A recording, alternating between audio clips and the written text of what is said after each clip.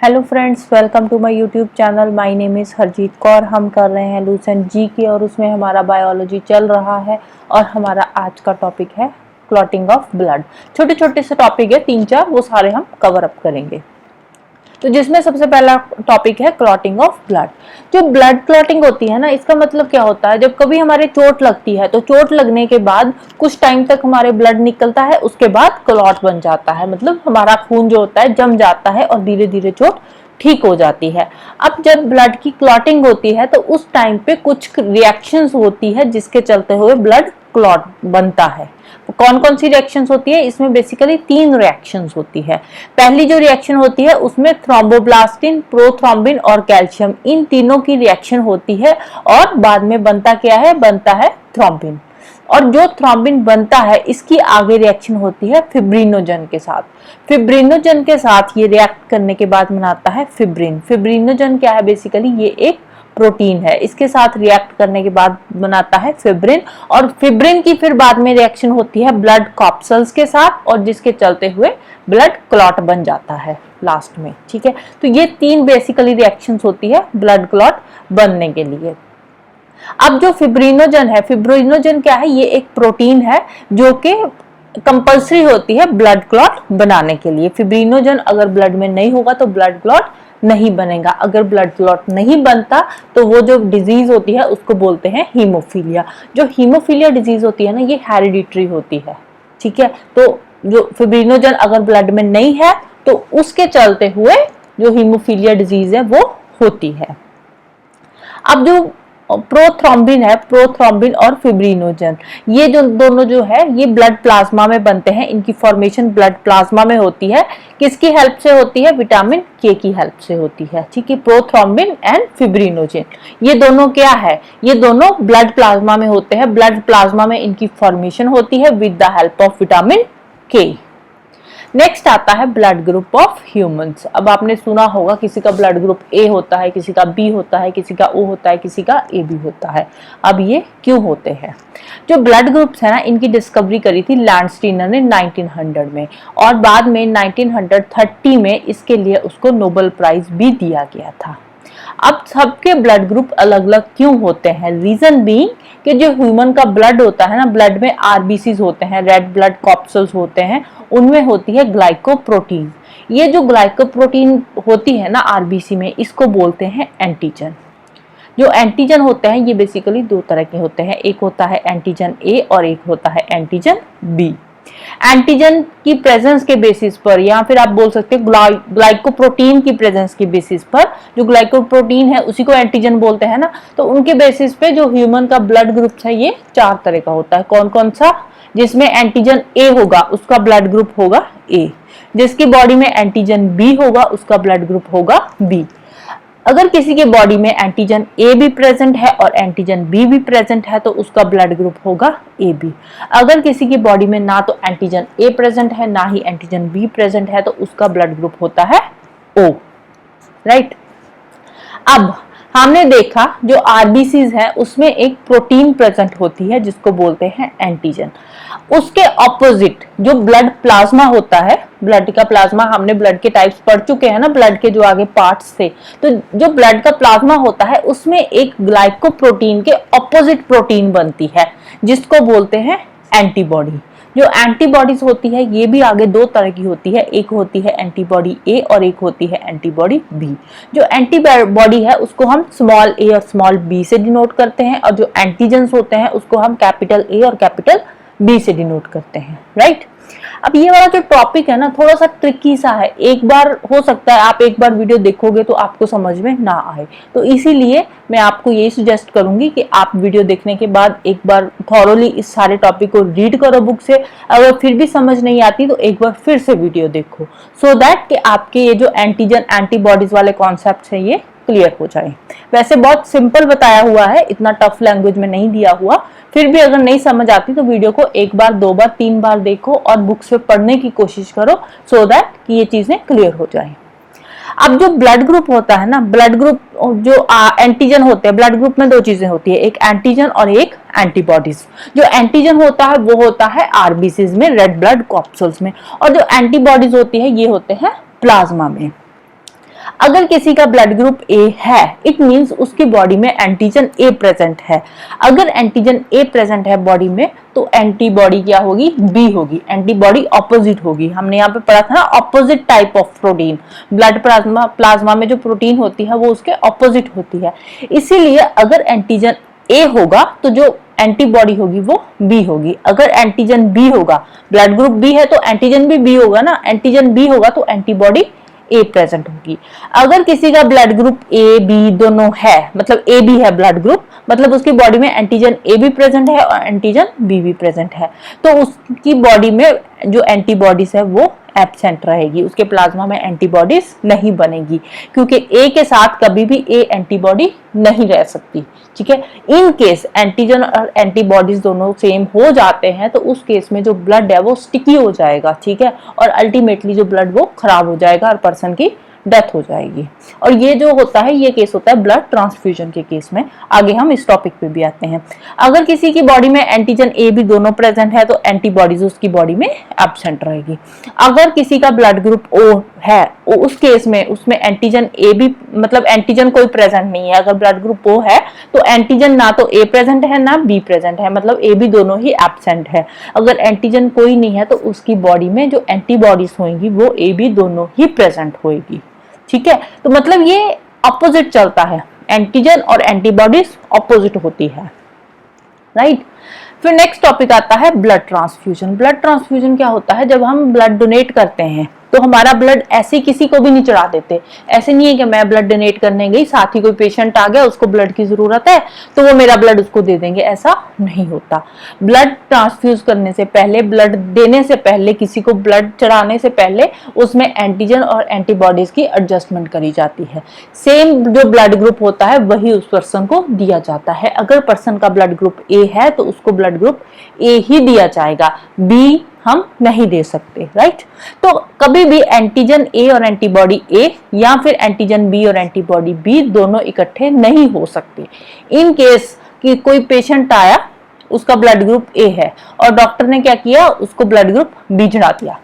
अब खुद सोचो, जिसका ब्लड ग्रुप ए होगा, ठीक है, एंटीजन तो ए है उसमें, तो एंटीबॉडी तो बी होगी ना। जिसका ब्लड ग्रुप बी है, बी उसको चढ़ा दिया, बी में जो एंटीबॉडी होएगी, एंटीबॉडी बी में ए होएगी। अब ए वाले को बी का ब्लड ग्रुप देंगे तो उसके इसमें क्या होगा, एंटीजन और एंटीबॉडीज दोनों क्या हो जाएगी, ए सेम सेम हो जाएगी।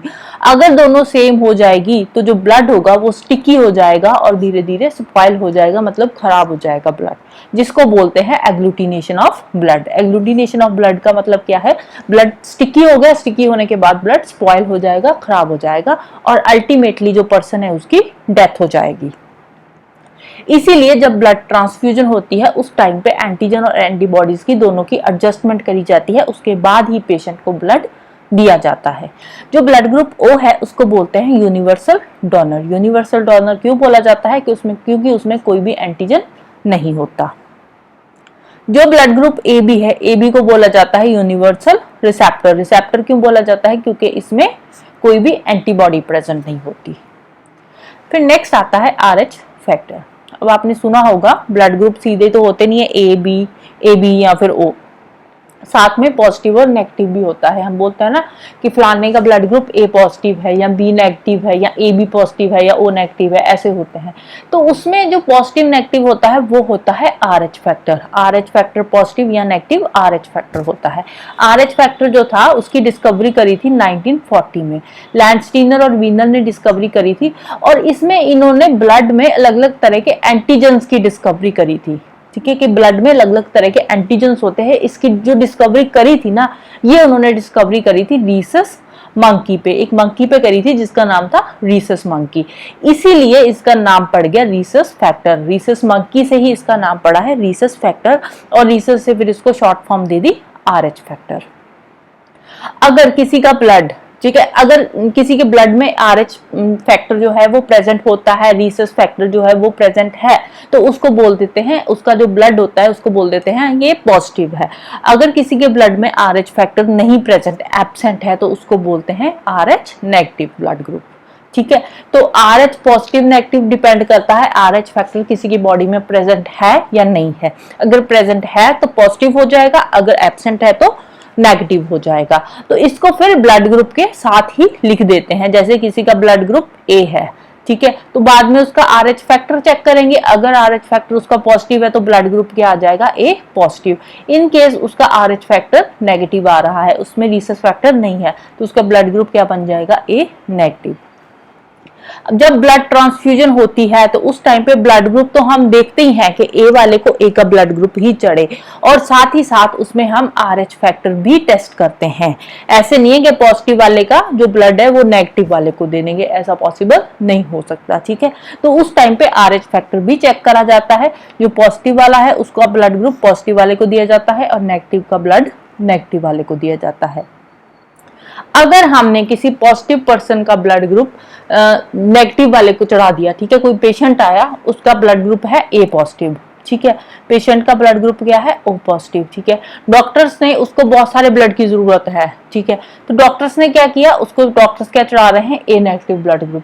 थोड़ा बहुत उसकी बॉडी में चला जाएगा, उससे फर्क नहीं पड़ता। अगर बहुत ज्यादा ब्लड उसकी बॉडी में चला जाएगा तो उसके चलते हुए क्या होगा, अग्लूटिनेशन होगी, तो ब्लड क्या होगा, स्टिकी होगा, स्पॉइल हो जाएगा और धीरे धीरे जो पर्सन है उसकी डेथ हो जाएगी। फिर लास्ट टर्म आती है एरिथ्रोब्लास्टोसिस फेटालिस, ठीक है, इसका मतलब क्या होता है। अब इसमें आता है, अगर कोई फादर है, ठीक है, फादर का जो ब्लड ग्रुप है वो आ रहा है पॉजिटिव, ठीक है, और जो मदर है, मदर का ब्लड ग्रुप क्या है, नेगेटिव है, ठीक है, और बाद में उनका जो फर्स्ट बेबी हो रहा है, ठीक है, तो फर्स्ट बेबी का ब्लड ग्रुप आ गया पॉजिटिव, ठीक है, तो इस केस में क्या होगा, जो बेबी है, बेबी सरवाइव कर जाएगा। बट जो सेकंड प्रेगनेंसी होगी, सेकंड प्रेगनेंसी के टाइम पे, मान लो सेकंड प्रेगनेंसी के टाइम पे भी जो बेबी है उसका ब्लड ग्रुप, सेकंड बेबी का ब्लड ग्रुप भी पॉजिटिव आ रहा है, तो उस केस में जो बेबी होगा उसकी डेथ हो जाएगी, या तो ड्यूरिंग प्रेगनेंसी डेथ हो जाएगी या फिर आफ्टर द बर्थ उसकी डेथ हो जाएगी, ठीक है। तो फर्स्ट प्रेगनेंसी में कुछ नहीं होगा, अगर मदर और बेबी का ब्लड ग्रुप अलग अलग है तो सेकंड प्रेगनेंसी में जो बेबी होगा उसकी डेथ हो जाएगी।